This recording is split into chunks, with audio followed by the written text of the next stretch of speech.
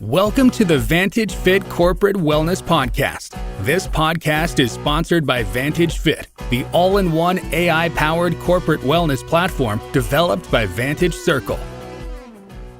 The ability to cope with work crisis and stress is what we call resilience. When your brain chants keep calm and carry on, that implies you are firm on resilience. People at work can often get involved in some sort of mishap in the form of misunderstanding or criticism, and at times receiving personal criticism can make one anxious. All these factors take a toll on your mental health. So let's talk more about this topic on resilience today. Hello and welcome to another episode of Vantage Fit Corporate Wellness Podcast. I'm your host Dipshi, and today I have with me the founder of Allison Jackson Fitness, Allison Jackson. Allison Jackson is the founder of Allison Jackson Fitness, where she helps high-performing professionals get lean and healthy without crazy gimmicks or stress so that they can lose weight and feel good in their own skin. She's a certified nutrition coach, personal trainer, yoga instructor, and pro masters figure competitor. Welcome to the show, Allison. Thank you so much. I'm excited to be here. So before delving into today's topic of resilience, would you like to introduce yourself to our listeners and tell us about your wellness journey? Yes, absolutely. So I've had a lifelong passion for fitness, but I did struggle with my weight growing up. I was always on different diets, trying different workouts. I played field hockey in high school and college, but I used to always tinker on my dad's weight bench in our unfinished basement. I would read his muscle and fitness magazines. And I always wondered if I could transform my body through diet and nutrition. So in 2012, I actually started competing in bodybuilding and did that for about 10 years. And it was a wonderful experience. And it really demonstrated to me how I could change and transform my body through diet and nutrition. And then when the pandemic hit in 2020, I took a step back and I went for my yoga teacher certification. And really was able to understand how to bring the mind, body, and spirit all together and how it's really like a three-legged stool. And so in 2016, I launched my business. People were asking me, how they could, prioritize their health, lose weight, get healthy, all those things. And so now that's what I do is I love to just kind of share what I've learned and help people really prioritize their health. That's really inspiring, Allison. Thank you so much for sharing our amazing journey with us. So now let's talk about today's topic. So tell us something about resilience and how building resilience in the workplace actually affect employees' health. Yeah, so I think the pandemic I'll use as a great example, that really put a strain on a lot of people in a lot of different ways.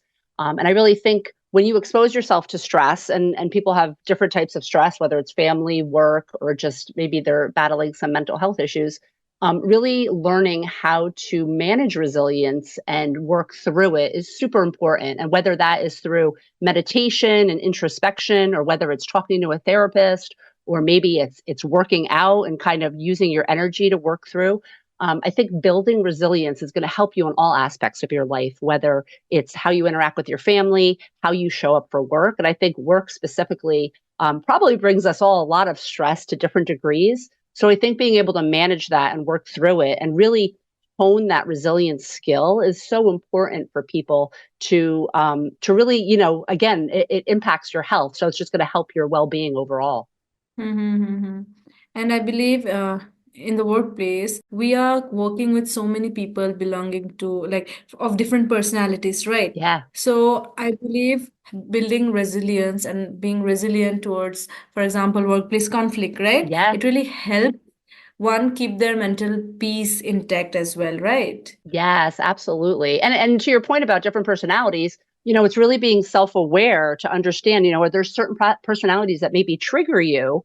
And we all have the ability to respond or react to certain situations. So the situation is what it is, but it's really how you respond to it and understanding that. Exactly. Being aware is the first step, I believe. Yes, absolutely. And that's where mindfulness comes in. And it's funny because I always say, in the weight room, you build your muscle through weight training, but really when you want to build that mindfulness muscle, meditation is the way. I call it brain training, to train your brain to be resilient. Do you think creating a supportive environment where employers can encourage open conversations with their employees can help in boosting resilience? Yes, I definitely do. And it's funny because I think even obviously people come to work to get work done, but I think when you have a team that maybe before the start of a meeting or before the start of a project, you talk and get to know each other on a more personal level.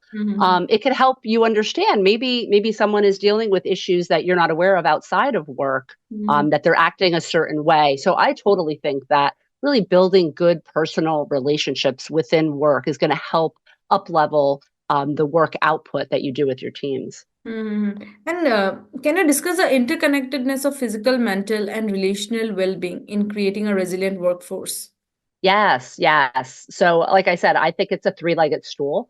And I think you really need to focus on, what you put into your body through nutrition, how you move your body through movement, exercise, and then what you feed your body, your brain, right, through meditation and maybe the type of news that you watch. And I think when it comes to work, I think employers can benefit so much, help with productivity and burnout by really providing avenues for their employees, whether they host walking meetings or maybe they have maybe you have a short meditation before you start a meeting to get everyone grounded and clear your minds. If you're going into the office, maybe it's offering healthy snacks or offering ways to make sure that you're hydrated, you have enough water. So I really think employers need to take the lead as well as managers, right? Because you want to shadow your leader. You want to do what your leader is doing. So if your leader is meditating and working out and eating healthy, chances are you're going to try to emulate that because you want that same type of success. Yes, I believe the employers can promote a healthy workplace where they can motivate their employees to be physically and mentally well.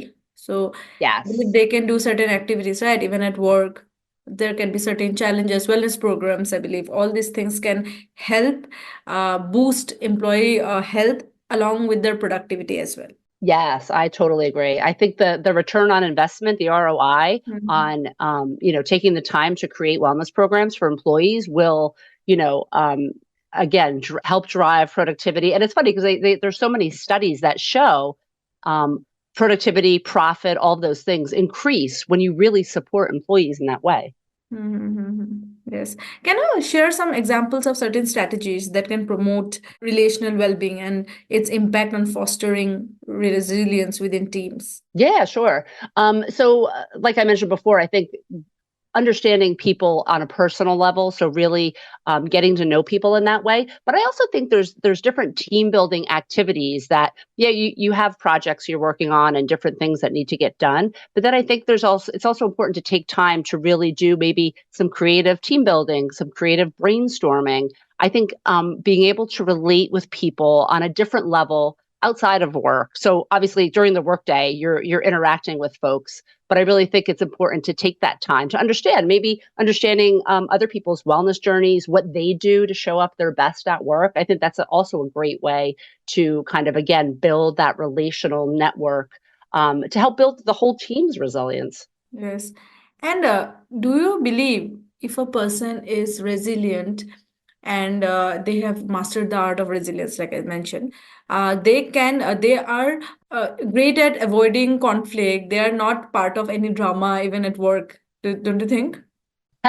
No, I think it doesn't make the drama disappear. I think it's how you handle it, and maybe you tackle it head on, but you're able to bounce back, right? You're more resilient when there is drama or when there are arguments or disagreements at work. It's not about avoiding it or not dealing with it. I think it's about really dealing with it head on and understanding yourself enough to know how to get through it. Yeah, so being logical in the entire conversation, probably without getting triggered, right? Yeah, yeah. And I think it's having a certain amount of emotional intelligence Yeah. to not get fired up and angry, but to understand what's going to help kind of everyone win in the end and win in a nice way. And that doesn't have to be, conflict and anger and different things.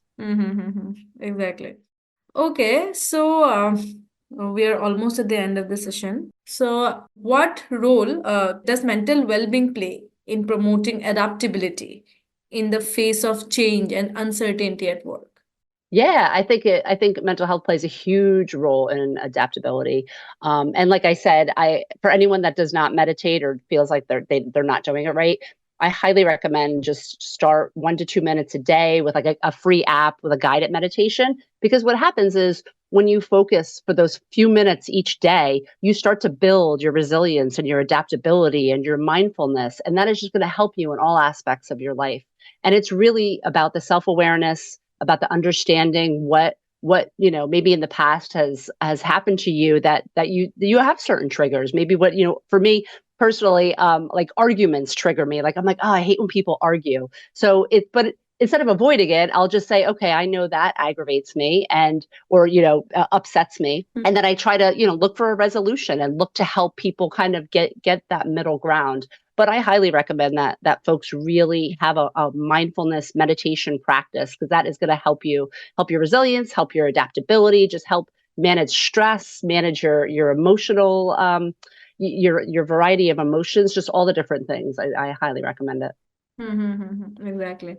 Okay, listen. So these were all the questions we wanted to ask you. So last but not the least, can you give us some valuable tips to our listeners? Yeah, absolutely. Absolutely. So in addition to the meditation, which I highly recommend and rave about, and yoga is a way to do kind of mindful movement. So, that is a great way if you're not into hardcore workouts. I would say try to get your steps in. You hear all the time about 10,000 steps. But I really think for folks that, if you have a desk job and you're tied to your computer all day, getting up and moving a few times throughout the day and tracking that to see how active you are, that is a great one.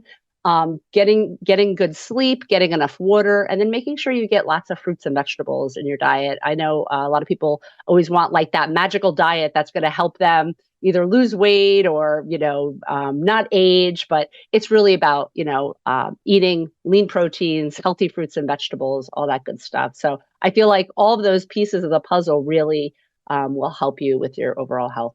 Thank you so much, Allison, for answering the questions. Lastly, thank you so much for joining us today and giving us your time. Thank you for having me. I hope you had a great I hope you had a great time as well. I did. It was wonderful. I love this. Thank you so much. So have a good day ahead. You too. Thanks for listening to Vantage Fit Corporate Wellness Podcast. Please do subscribe to Vantage Fit Corporate Wellness Podcast on Apple Podcast, Spotify, and our YouTube channel for new episodes.